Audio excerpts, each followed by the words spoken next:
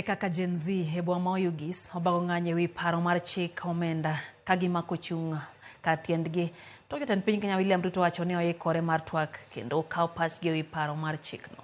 Kawacho ni jatend piny Kenya William Ruto ok en jadieri kendo gisingo mar dhi nyime kendo riwore gi jowetegi e kaunti zamoko e ng'anyo ka dwachgi maduong' en ni paro mar chik mar omenda 2024 okir oko.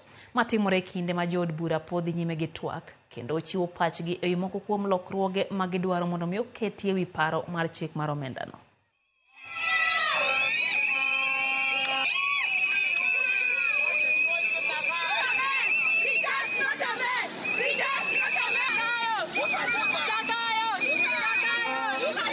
Yesterday, when the president said that he wants to engage the youths and the Gen Zs, all those things are lies, because this is a kind of a government that cannot even keep the promises that he made to the electorates. One thing I want the president to know is that we are not our parents, we are the Gen Zs, so that he should be careful with what he says.